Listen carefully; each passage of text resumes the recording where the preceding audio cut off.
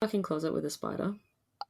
No, just kept denying it. Like, as long as you know where it is, it's fine. You know what I mean? Oh, okay. But what's the size? Like, I would say... Like, what are we talking? I would say a 20-cent piece whitetail. Oh, okay. Yeah. Oh. That's big. Is it? I feel that's like... Yeah, I don't like it. Like, that's like a juvenile size. No? Juvenile implies the possibility of larger ones. No, if please. It's bigger than my, like, pinky nail, all limbs included, I don't like it. Yeah. Yeah, you wouldn't like this one. I don't. I'm not even in the same state as it, and I don't like it. The things we do for the podcast. This is the first time. Locking ourselves in the cupboard. This is the first time we're recording in all different states. I'm in a closet in New South Wales. Oh my god, wait. Yeah. Laura's I'm on a Perth. bed in WA. Yep. And I'm just in the middle of fucking nowhere in Victoria. Like I always fucking am. Unchanging. Unchanging. A constant, stagnant state that I am in. Oh dear. Sounds like what my armpits are right now, to be honest, because it is warm. It's very warm in WA. It's always fucking hot here. Oh, yes. The local wildlife in WA sounds a bit more terrifying than this spider, to be honest.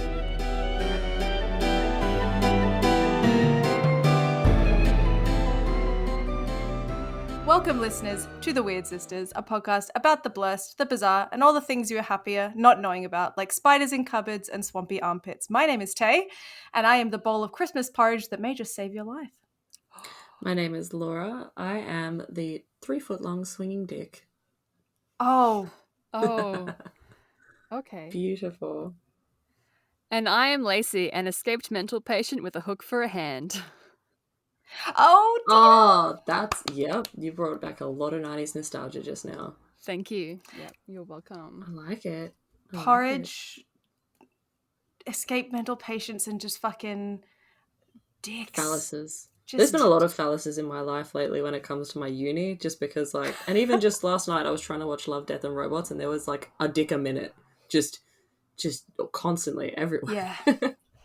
Yes. Well, what is the academic merits of several dicks per minute? Looking at scopophilia, so visual pleasure theory with Laura Mulvey talking about the phallus and psychoanalytical fucking just talking shit about films, basically. That's my life now. Someone please put me out of my misery. Well, the following stories may or may not contain several dicks per minute, but this week we're talking about Boogeymen. Yeah, this was a request from one of our listeners. Shane, I told you, I hate this state. I'm unhappy in it.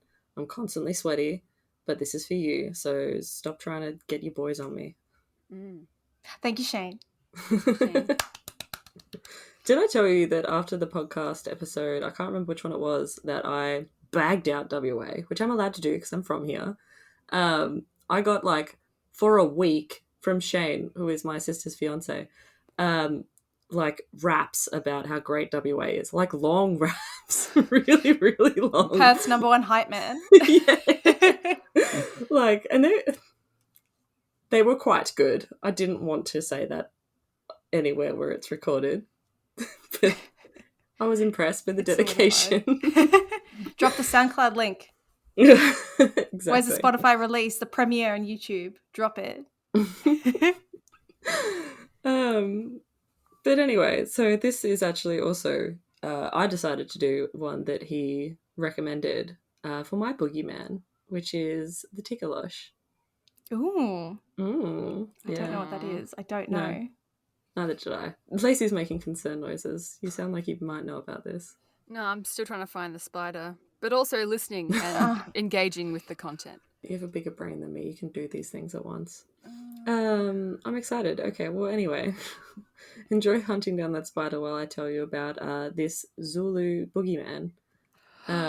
So it's like got a million different names. It's like the Tikolosh, the Tikolosh, the Tikolosh, Tikolosh, Ahili, Gilikanko, and like a bunch of fucking other ones in Zulu that I can't pronounce. I genuinely tried to learn how to do an X click, and then I pussied out and we're not getting it. I'm really sorry. But basically, so South African, and he is everything from a mischievous trickster to a terrifying monster, and its literal only goal is to create pain and hardship for humans. I am pretty certain that I have one. Yeah. And its name is the University of Melbourne. So in South Africa, it's actually like quite widely accepted as a real thing. Like everyone from farmers to doctors are like, yes, they exist, which is really interesting to me. Considering what I'm about to tell you about it, they come at night. Most legends say anyway, but the mere sight of it might be able to kill you without the help of a traditional African's healer. Yeah, I know, right? It's pretty intense. Like, just looking at it, your life is over now. Please, someone help me out. Is it like Tikolosh my way? Like the basilisk in Harry Potter? Yeah. Yes. Mate, exactly. If I'm constantly sleeping, eyes closed, can't fucking see it. Exactly. Sleep those problems away. Am I right? Oh god. Okay, so dude is goblin-like. Like, this is the way that they constantly describe them. Goblin-like, short, hairy, dark creature, powerful and clever, potentially long-eared, potentially has a tail, might not, potentially has a hole in its head, might not, withered, grey, long bony fingers, gouged out eyes, and then my favourite part, he has a single buttock and a penis so long he has to sling it over his shoulder. Which is where we come to me. A single buttock, which fucked me up. I was like, how does it work? I'm Is far it just more like a dome with a hole? taken by that than the giant dick. I feel like a giant dick is a regular thing. A lack of two ass cheeks is not a regular thing. That's Lovecraftian. I can't get my head around it. But the thing that's really interesting is, like, I didn't know this at all. In European folklore, demons also supposedly lack human buttocks. So that Satan supposedly got really angry when he was making them, trying to replicate uniquely, I don't know, two-domed butt cheeks. That donk. And then, yeah, he decided that devils get fucking one. They get one, that's all he's doing. He fucking tapped out. Oh. That's my favourite origin story. Me too. That's really good. So continuing with his visage, he's usually naked. He speaks with a lisp. He may drink blood or curdled milk. Lots of question marks in my notes here about this. He definitely feeds off dark energy, which he creates by harassing people. There's also descriptions of him as a dwarf zombie, created by removing the eyes and tongue from a full-size corpse, and then the corpse shrinks after a heated iron rod is smashed into its skull. Yeah. And then last but not least, they just happen to ride like 6-foot-long Nile monitor lizards, which is really cute in my opinion. A good mouse. Ooh.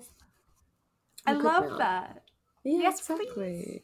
I like it too. I would like to. You know the little meme of the baby girl riding a alligator? Yes. That's what I think of, and that's really sweet to me. I love it. So they are associated with sangomas, which is witch doctors, and they are usually seen as familiars, and they do work for the witch. But their origins are kind of fucking weird. Like, it's a lot of weird shit going on here. So basically, they are created by Sangoma using domestic animals, dolls, grave dirt, or dead body parts transformed into something useful. Or there's obviously the, like, taking a dead body and removing some parts and then smashing a big long fucking nail into it. But basically, hot iron nail driven into head, magic powder poured inside to animate it, and then usually, apparently, the Tikolosh, when it's animated, like, demands a human soul as payment, and it takes a loved one, and you don't get to choose who that is. You just have to be like, okay, and then it takes it. No, please.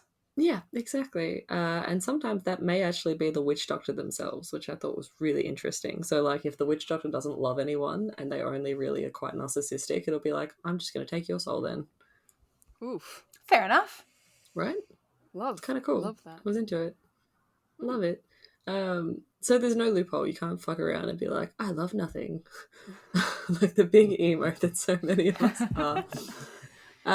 But basically, they are always the result of dark magic performed with bad intentions.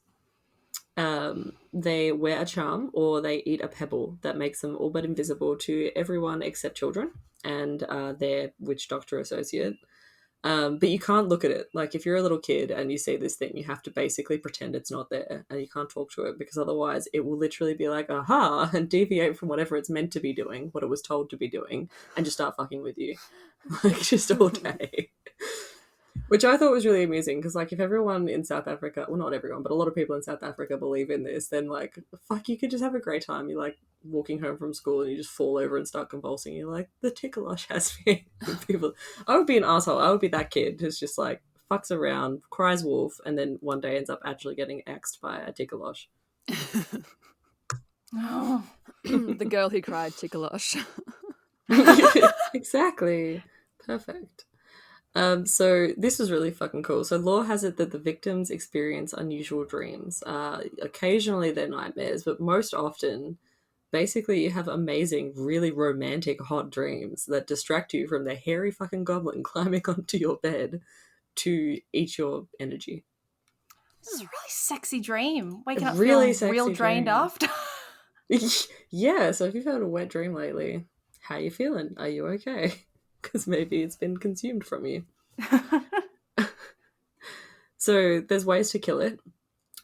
Basically, you have to find and destroy the muthi, which is the traditional African medicine, which I totally fucked up the name of, but it's fine. We're just going to move on. Which basically the Sangoma has buried somewhere near the house of the person that they have summoned this Tikolosh to fuck up.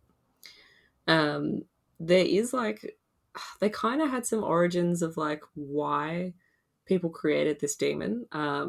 Basically, like, back in the day, families looking to stay warm built fires inside their little houses called rondavels, and they slept on the floor next to it.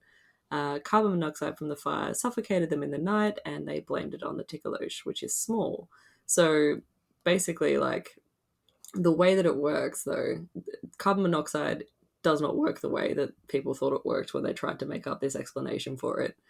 So Tikolosh climb onto your bed at night. As we know, they give you sexy dreams, and they eat your energy. So what people started to do was like, okay, we'll put the bed on bricks or elevated, like, above the ground. Don't sleep on the floor anymore. That means you'll be safe from it because it's too small. It can't climb up there.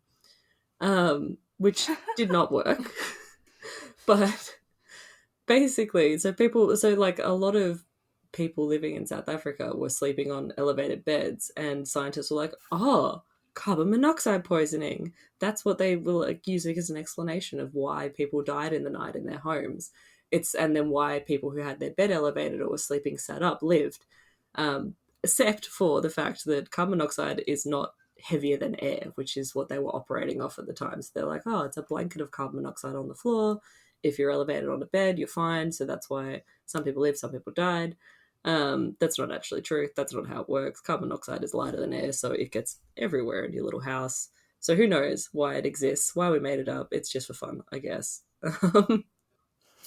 But basically, they blame everything on the Tikolosh. Like, if your food goes missing, it's Tikolosh's fault. If you get sexually assaulted, it's a Tikolosh's fault. Oh, Christ. There's plenty of those in the fucking Australian government, it seems. Yep, exactly. They're just fucking everywhere. So if your cow dies, Tikolosh's fault. If you, like, have a bad gambling problem, it's a Tikolosh's fault. Everything is a Tikolosh.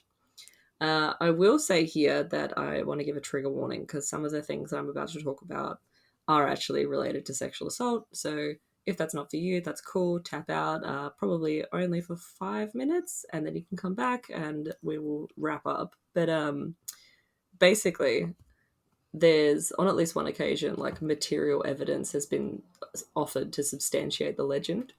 Ooh. So, yeah, right. An old folk legend in Maniacaland, I don't know how to pronounce that, I should have thought of this beforehand, Eastern Zimbabwe. There was a beautiful maiden who was loved or lusted after by a Tikolosh. She did not return his affections, and basically her human lover instead gave her a gift of these 9 gold bangles, which she wore, and then the Tikolosh saw and decided to fuck her up. Like, it cut off her arm and threw it into the water, which it lived in. Yeah. Oh. And then in 1924, supposedly, a prospector found the remains of an ancient human arm in a riverbank, which was covered with 9 gold bangles. Oh. Oh. Ooh. And then in 1935, supposedly, he gave his find to a museum in Harare. So apparently this arm exists, you can see it, and apparently it was cut off by a Tikolosh, but it could just as easily have been just a dude. But anyway, there's like a lot of fucking stuff related to this particular demon, though, in like African newspapers and shit like that. Like, there's heaps and heaps of cases where people have been like, it was a Tikolosh. So in 1933, a guy murdered his 9-year-old nephew, believing that it was a Tikolosh, and then was like, oh no, it was my nephew. Fair. Can't blame him for it. Right. You're around a lot of children right now, Lacey. Do you need an excuse for something? Actually, they're all gone camping, which is why I couldn't record yesterday. Because too many children around. So loud, and then we've got the pugs as well, so it's very loud in this house. Full house. Full house. We have 8 dogs here right now. Oh my god. Okay. Do they all get along? Yeah, they love it. They're into it. Oh. Yeah. That's amazing. I'm very jealous. That's very sweet. I was saying things. I was saying words. You were accusing me of wanting to kill my nephews. I mean... It's more fun to watch them bite each other, though. Oh, they're at that stage. Fantastic. It's great. So in the 90s, like the 1990s, 3 South African pediatric doctors reported a rash of 6 children, 5 female, found with sewing needles inserted into their bodies. Yep. Fish. So, fish. Yes, exactly. I thought this was so wild because I actually was going to do Albert Fish. So a 2-year-old girl presenting with soft tissue lumps discovered to have needles in her neck, buttocks, and bladder. A 17-month-old boy was found to have a needle penetrating his liver. 6 months later, he was readmitted with multiple needles in his abdominal wall. 7-day-old baby girl admitted with needles in her chest, neck, and abdomen, who died 2 months later of unknown circumstances. Maybe the fucking needles. Surely not the fucking needles. Surely fucking not. And then the mothers all claimed that it was a Tikolosh at fault. Yeah. Sure, bitch. Sure, bitch. Sure. So that's fucking wild. But what was really interesting about this was, like, I've read a really, really good paper on why this might have been the case. Oh, yes. And it ties back into something else. So similar to this, victims of sexual assault often reported as being performed by a Tikolosh, perpetrated by a Tikolosh, I should say. And the reason why, again, is the same thing. So basically, the people that would have been taking care of these little kids would have been female relatives. Like, it's almost always going to be friends, family, neighbors. And similarly, apparently, in a lot of cases where victims of sexual assault are able to come forward, it's by someone they know. But by blaming it on a Tikolosh, which people do believe in there, so it's a legitimate thing that they can blame it on, they can still get medical attention without pointing the finger at anyone and causing any problems for themselves or their family. They're not going to have to worry about anyone coming and beating them. They're not going to have to worry about any repercussions. Basically, it's just a way for them to be able to go and be like, please fucking help me. Get these needles out of my kid. Check me for whether or not I've been made pregnant as a result of this, because otherwise they can't do anything. They can't go and see a doctor about it, because then they have to say who did it. Oh my god. Right? That's so interesting. So interesting. So wild. So through with the academia. Thank you. I love it. I have to get the most out of this fucking library access to UniMel, because they're not giving me much else. So a really fucking wonderful 2018 headline in the Daily Sun read, "Tikolosh tracker in my bum. Horny little devil always finds me," says terrified woman. What a collection of words. Oh, that was so wonderful. What a sentence. Tikolosh in my bum? Yep, in your bum. Yeah. In 2019, a film came out about it. There's a great trailer on YouTube for it, where you get to see like their iteration of it at the very end, which is cool.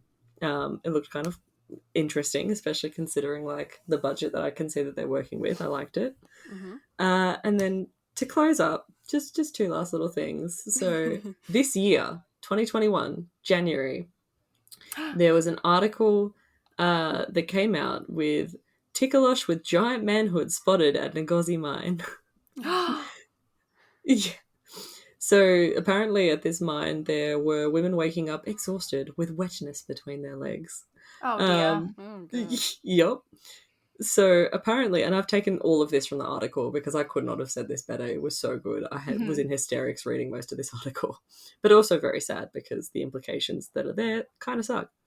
So the frustrated woman said the Randy Tikolosh's sex visits began 2 years ago, adding that it rapes them at night, leaving nothing for their husbands to enjoy except agonizing pains in their private parts. I don't know why rape is in quotation marks, but it is.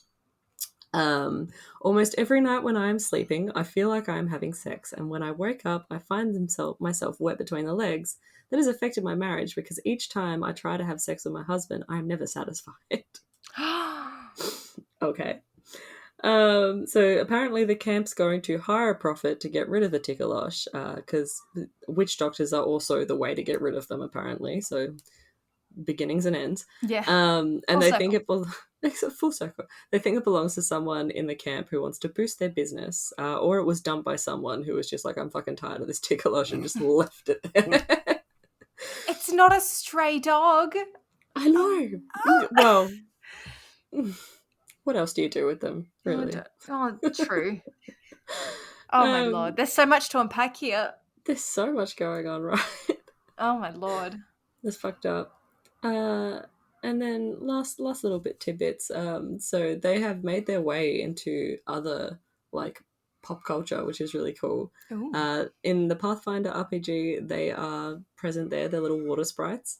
And there is a space marine from the Lunar Wolves who's called Blade Master Tikolosh, which is fucking bad. Oh!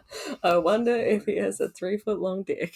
I feel that's what he's in. Find out more. Yeah. Find out more. Oh my Lord. And that's Tikolosh. That's for you. Oh, I hope thank you enjoyed. Oh my Lord, have mercy. Mm-hmm. I'm just picturing, is Willem DaFoe a Tikolosh? He is! Oh my god. Willem DaFoe is definitely a Tikolosh. Sure. Holy shit. Totally a Tikolosh. What? Giant fucking dick. What's it? Alarmingly large? Alarmingly large. Confrontingly large. Just swinging. The thing that upsets me is, like, what if he's a grower as well? Oh, Christ. Is he married? Does he have a wife who just, like, waddles around all day? Poor woman. Google, does Let's find out. Does Willem DaFoe have a wife? Yes. Her name is Giada Colagrande. Ooh. Oh, she's beautiful. Of course she is. She's married to Willem DaFoe. She's an Italian film director. Oh. What a strikingly handsome couple. He is a very strange looking man, isn't he? Yeah, I find him very handsome, despite how strange he is looking. There's something, I just like weird looking people. Yeah, I'm definitely into that. I like it. This just a segue, not a segue, a step aside. I'm looking at like a young picture of him. Wow. Really? Yeah. Really? Yes. I want to see it. Show me. We shall share this on our socials because we love just putting up just trash pictures. Very striking. Yeah. Wow. He actually looks like Ramon Navarro from from one of my earlier episodes. He does. It's the jaw and the very strong nose. Yes, definitely, and the broody eyebrows. Mate, not only is the Tikolosh full circle, but our podcast is too. Look at that. Intertextuality. You heard it here first, folks. Consistent circles. thank you so much for this insane new thing that I am going to become hyperfixated on. It's all for you. Thank I you, hope you Shane. both liked that. Thank you, Shane, for Thank you. sharing that with us. I'm definitely still going to give you shit at the wedding. Deal with it. Prepare. Alrighty, so we're going from South Africa, somewhere a little bit colder, a little bit more up north. So here on the Wyrd Sisters podcast, we are no strangers to quote unquote going through it. Sometimes you just can't be fucked cleaning your house, getting yourself in order. Sometimes you just can't be fucked being a functioning member of society. And sometimes the call of the wild consumes you and you revert back to being an organism swimming in its own filth. That's exactly what I am right now. Literally rivulets of sweat are dribbling down my side as we speak. We're all about the relatable content, hashtag here at the Wyrd Sisters podcast. Well, there's someone out there looking out for you. I have to get myself riled up for this one. The Schnabelperchten have your best interests at heart. And if they catch you slacking on your hygiene, they will come to your house and help you out. And don't worry, forcibly. You'll hear them coming. I could get a new fetish. I might be into this. Oh, you just have to hear out for the ga ga ga sound that they chant as they walk up and down the streets. I thought that was crows here. Oh my god! They're outside your house. We can hear you coming for me. And first, they will cut open your belly with a pair of giant scissors. They will pull out all of your guts and they will stuff the cavity with all of the mess and rubbish you've left lying about. And then they'll sew you back up. And that'll teach you a fucking lesson. Yeah, no shit. So, I think I found my new favorite folklore creature. Well, I've written this before hearing about the Tikolosh, so we don't know yet. But this one, like everything about these wonderful bitches, speaks to me. If toads and cottages and libraries can have fucking aesthetics, then fucking hell, so can these. TikTok, do your thing. We're going to bring back Schnabelcore. Schnabelcore. I love it. Now, these beautiful beaked entities are all wrapped up in comfy knitted cardigans. They wear woolen mittens. They wear straw woven slippers and linen aprons. And they have little, like, babushka scarves wrapped around their head. Mm-hmm. Oh, that's really cute. Yeah, so essentially, they look like this. All images mentioned on the show will be available at all of our socials, businesspodcast.com. We will follow that up this time, we promise. So that is dear Schnabelperchten. Because there's one. They look horrifying, but also really cute. I really love them. I feel like they're very, like, Moomin-esque. Yes, I was just going to say, they look a lot like the troll. Yeah. So they also wear on their back big woven baskets, and then along with the scissors, their needles and thread, they also have brooms. Essentially big, beautiful murder bird wives. Yeah. Yeah. Murder bird wives sounds accurate. Mm-hmm. So the broom is for bashing up kids who don't behave and clean up. So a little bit of etymology here. The German word for boogeyman is Butzmann, which translates to bashing man or hitting man, hence why a lot of these lovely Germanic folk monsters love a good bop on the head. And the Schnabelpercht is no exception. So there's going to be lots of mispronunciation coming up, but I have been practicing. So I hope... Someone beside me just pointed out, that they look a lot, they kind of look like the, what's the man from, oh my god, the Pale Man? Is that his name? In Labyrinth, Pan's Labyrinth. Oh yeah, with the hands? Yeah! Ooh! They have that eeriness to them. They I think do, it's the don't fact they? that there is no eye. Yes, and I love that. That's like one of the creepiest things for me. Mm-hmm. It's also quite Handmaid's Tale with the red bonnet and then the white beak poking out. Mm-hmm. Right. There's something very, like, culty. Yeah. Love them. She's lovely. I love them very much. So the Schnabelperchten are a type of Perchten, which is essentially an entity similar to, like, Krampus. Oh. And then Berchta, or Bertha, is the goddess a goddess in Alpine paganism, sometimes known as belly slitter, hence the scissors. So she appears as a beautiful woman and sometimes as an old crone, and there are a lot of like regional variations of Bertha. But specifically, we're focusing on this bird-like version, the Schnabelperchten. There is a very specific festival in Rauris, Austria, that celebrates the coming of the Schnabelperchten. It's held in January, and it's similar to Krampusnacht, which is essentially Burning Man for ancient European pagans. It's wild. I love it. And the purpose of the festival is to drive out the devils of winter. So I found a video of a local Schnabelperchten procession, and it's so chaotic. So it's a group of people dressed as these creatures, and they wander through the town of Rauris, and they're just gahing everywhere they go, and it's really, really sweet.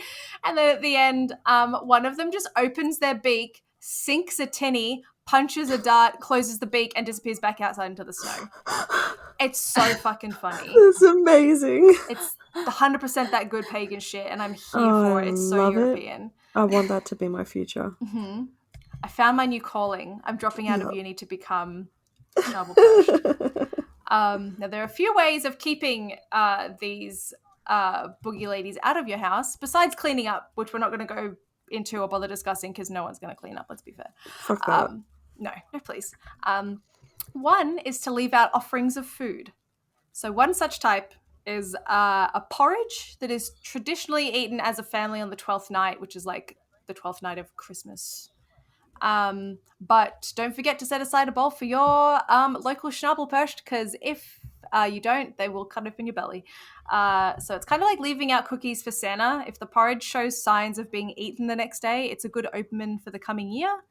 It's like, she's full and she's happy, so now you're good. Yeah. I'm weirdly into porridge right now. I really want some. I've never been a fan, but reading about it made me want it really bad. Oh, porridge is good. There's oh god, I forgot the name of it. I went to a buffet breakfast the other day and I had congee, I think it is, which is like the Chinese version of it. It's like a savory one. It's fucking good too. Yeah. That one I can fucking get around. I love it all. Soggy oats left in the fridge overnight. Yep. Give it to me. No. Yes. Overnight oats? No. Yum. Oh my god. I'm a peasant at heart, basically. I've got those big childbearing hips and I've got fucking a fetish for gruel. Yeah. Holding a washing basket on your hip and just looking out wistfully into the backyard. Like, yes, this is my calling. Feed me some cabbage. My children will die of consumption by the time I am 35. What children? I swallowed those.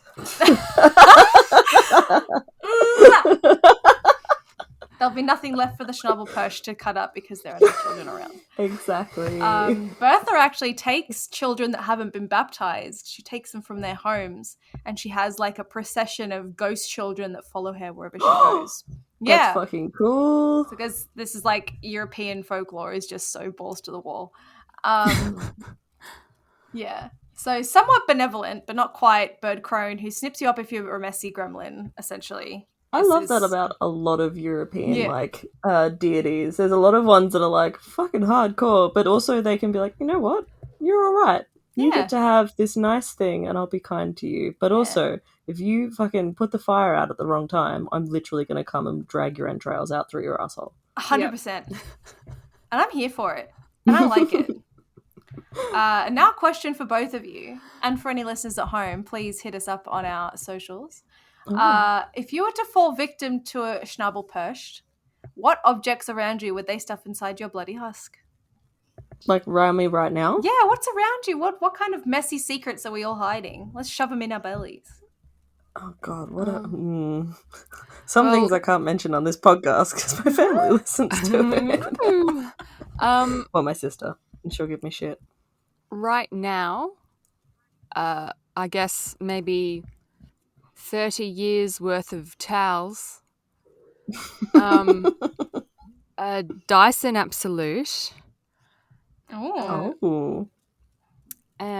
pillow, 12 Easter eggs and wrappings, and a gun inside a gun case. I feel like they would spare you. It sounds like it's all in order. That's all you need, Right? isn't it? Everything's really neat. Yeah. Yeah. Okay. Yeah. That's lovely. And I probably have a pile of and that's chocolate why- egg wrappers. The spider. Oh yeah, the spider's going that's in going there straight too. inside. It's kind of Oh, hot. yeah. I have a pile of Easter egg wrappers higher than I'd like to admit, piled up next to me on my desk.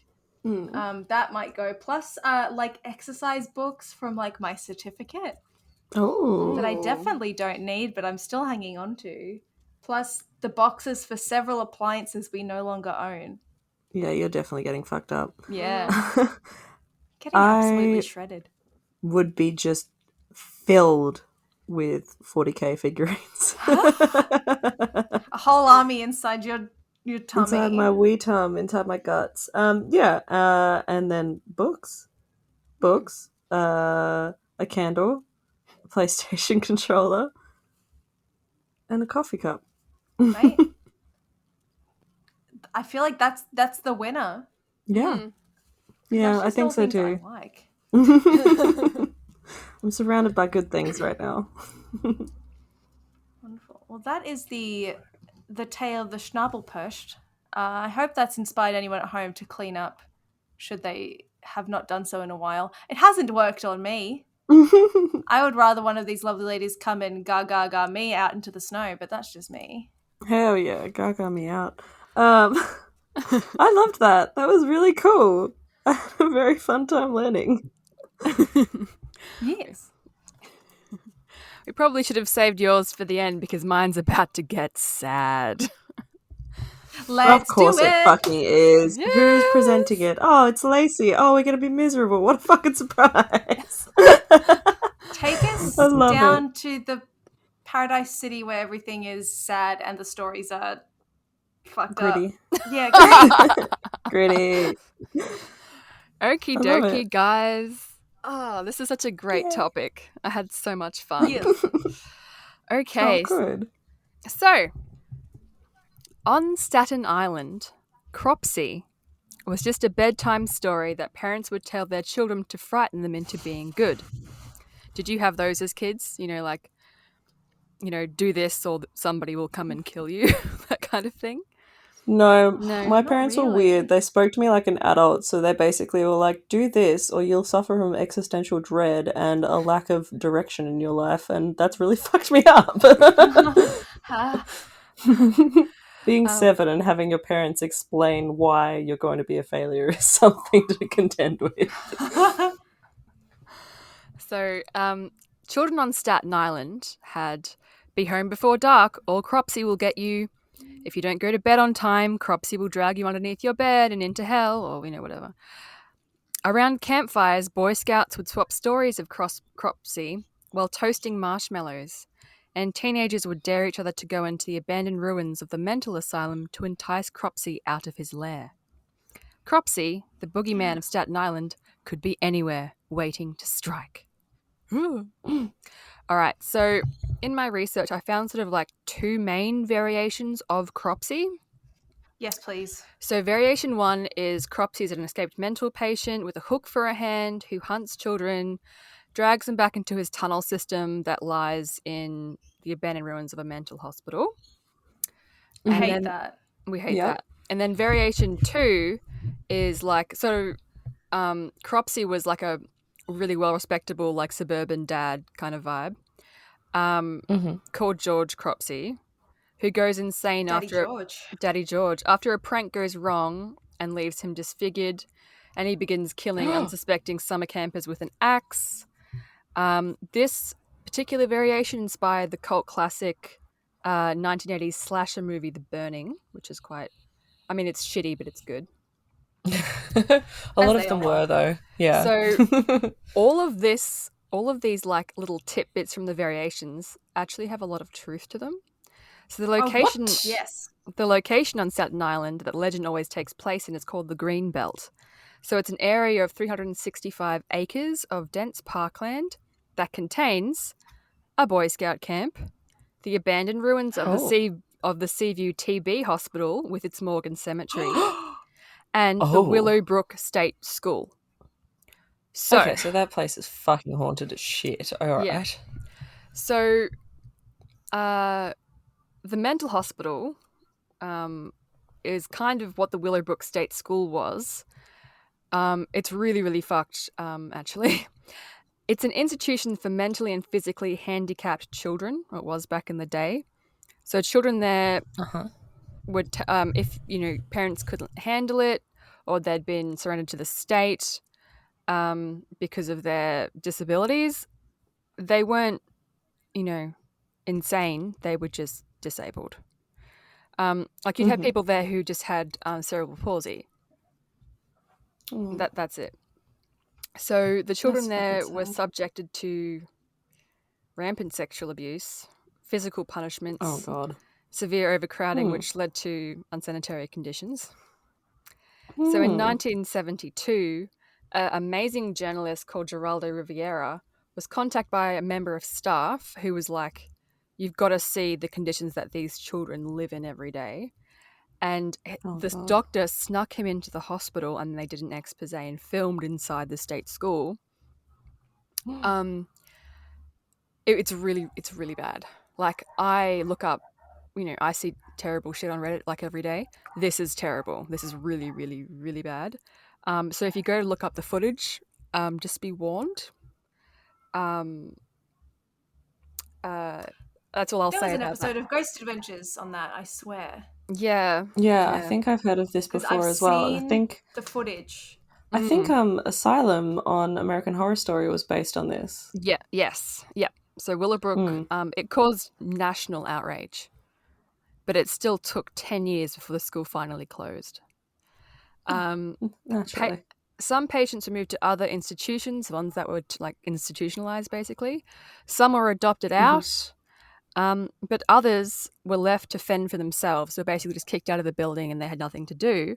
So some of them actually stayed and they made makeshift homes under the tunnels in the old buildings, which is where... Holy fucking shit. Yeah.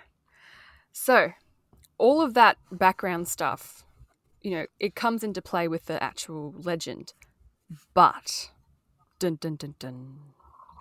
Oh... In the 1980s, the line between fact and fiction of the Cropsey law began to blur when Jennifer Schweiger, a 12-year-old girl with Down syndrome, disappeared. That summer, all the kids from Staten Island discovered that their urban legend was real. What do you mean? It's like the Spider-Man in the attic. It's real. This. On July 9th, 1987, Jennifer Schweiger, born with Down syndrome, was reported missing. Witnesses last saw Jennifer walking with a local homeless man called Andre Rand. 2 days after Jennifer's disappearance, Andre was seen at the supermarket buying tins of baby food before cycling back to his camp in the grounds of the Willowbrook State School. After an extensive 35-day search, and it was extensive, there was a huge amount of community support trying to find Jennifer. Her body was found in the grounds of Willowbrook in an area that had been thoroughly searched many times, and it was quite a shallow grave as well. I've got a quote from Bob Devine, who was a community volunteer for the search team. Quote, "When we dug it up and found her little foot there, it's something that's going to stick with you to the day I die." Unquote. Police searched the grounds for evidence and found Rand's makeshift campsite in proximity to Jennifer's grave. Rand had already been arrested in connection with Jennifer's kidnapping before her corpse was discovered. He was caught lying to reporters, claiming that he had never met the girl, which contradicted the statements by numerous witnesses. So, Andre Rand had previously worked as an orderly at the Willowbrook State School from the 1960s until its closure. No one did background checks in those days. If they had, they would have found out that Rand had been charged with the sexual misconduct of a 9-year-old girl and had served 10 months in prison for kidnapping a bus full of children and taking them to get a burger at White Castle. Oh, What? God. But, oh no. Like, as a child, that would be amazing, but also, like... Misconduct, yeah. But in my head, I'm like... That's bad. Choice, but also no. Because sexual misconduct... continue. So, nevertheless, Rand oversaw at least 50 mentally or physically disabled children every shift.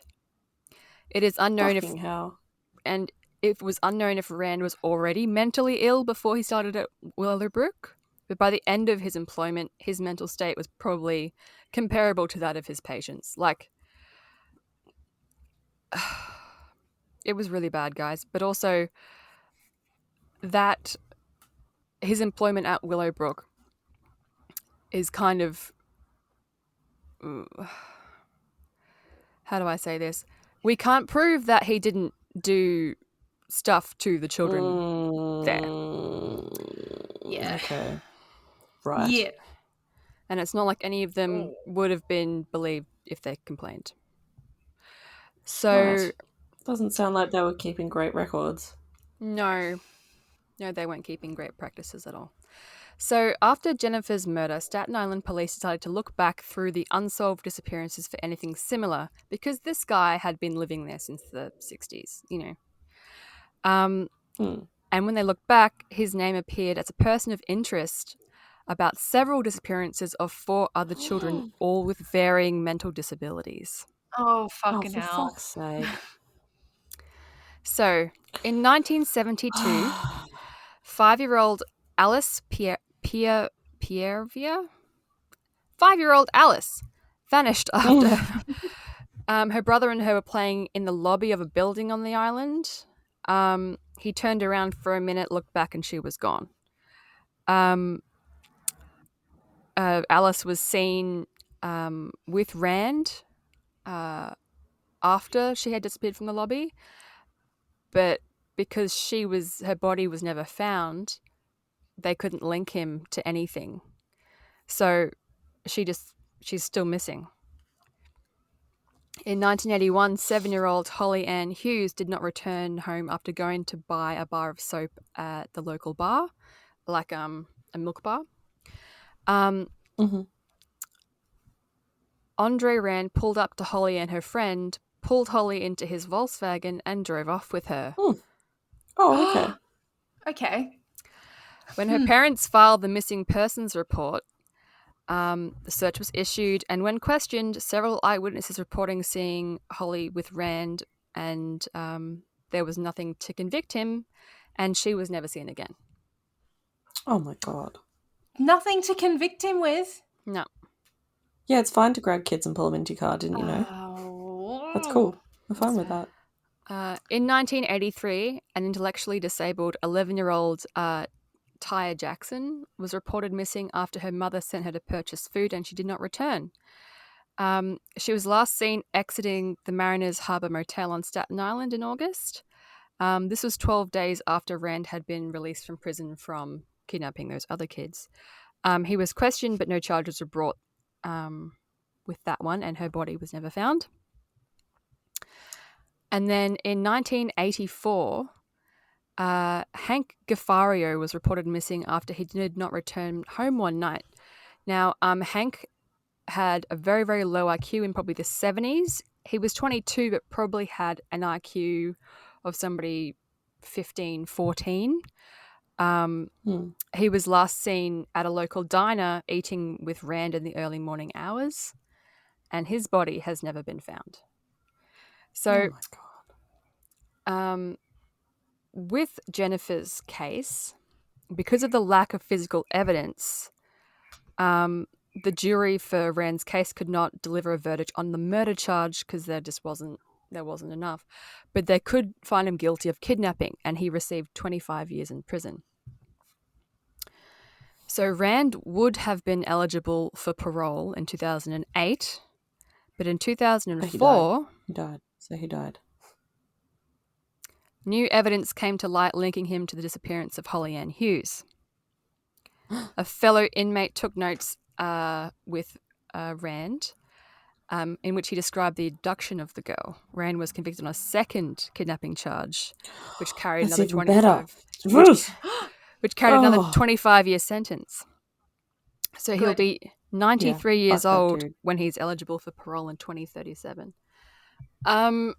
So the Rot thing in is, there. yeah, the thing about him buying cans of baby food, that's what they fed Yeah, I wondered about the that. patients at Willowbrook, MASH. Yeah. Oh. And all of these, they've got varying intellectual disabilities. So that's like his, like he thinks he's taking care of them kind of thing. Yeah. Fuck this dude. Yeah. That's so grim. Yeah, that's really fucked up. There is a really, really good documentary just called Cropsey. It's on Amazon Prime at the moment. Oh. It started that. from Okay. I have that. yeah. So I think I have a login. I'll share. So two Staten Island residents, Joshua Zeman and Barbara Brenasario, were teenagers, and they remember searching for Jennifer. And they remember when the Cropsey urban legend, and then it came out that Andre Rand, that kind of stuff. It premiered at the Tribeca Film Festival in 2009 and actually won the Grand Jury Prize for the documentary. Oh, wow. It's really, really good. So if you want more of a deep dive into this, I haven't really, spoiled a lot of it. And it's very, because it's 2009, it's sort of shot kind of very Blair Witch Project, because they're doing it themselves. It's very low budget. And I'll just leave you with this last piece. So Donna Cajario, the president of the Friends of Jennifer for Missing Children, a group that all got together to search for Jennifer and then stayed together. They searched the Willowbrook grounds twice a year in search of the other bodies. And this is a quote from her. "I call him the Hannibal Lecter of Staten Island. He terrified a whole community. He still haunts us." And that is the story of Cropsey, the boogeyman of Staten Island. Ooh, the scariest one, because it's 100%, it's a real thing. It's real. Yeah. Mm-hmm. These people really were missing. That little girl really died. I'm just got over the fear that something may be in my roof, and now just danger is everywhere, and I'm never leaving this house. Yeah, 2020 has just made me so agoraphobic. I know. Let's just not stay home. Stay home forever. Mm-hmm. Fuck it. We have Zoom. Stay home forever 2021. You've heard it here first. Oh my lord. Well, wonderful to be back. Thank you for those stories. Thank you. I enjoyed them very much. I'm now terrified of everything once more. Yeah, as I should be. As you should be. Keeping the fear alive. Yes. The fear alive. Beautiful, wonderful. Keep on keeping on. If you like all of our stories and you like us, because we like you, leave us a review. Give us a follow on all our socials, WyrdSistersPodcast.com. It would mean the absolute world to us, because validation is what we need. Thank you. Yep, we crave. Give the serotonin. Please.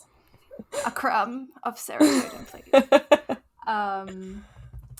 Happy holidays vis-a-vis Resurrection Day, Zombie Day, yes. Burden Day, Ostara. Whatever you celebrate. Passover, is that this time of year? Yes, it is. Yes. All of those things wrapped into one. Have a wonderful holiday season. Have a good time. Have a good fucking time. Right? Yeah. Have a eat good a fucking time. Easter egg and then eat another one. Yeah. Go to the pub. Get on the beers. Get on the beers. And with that, we leave you until next time. Goodbye. Bye. See you later. Bye.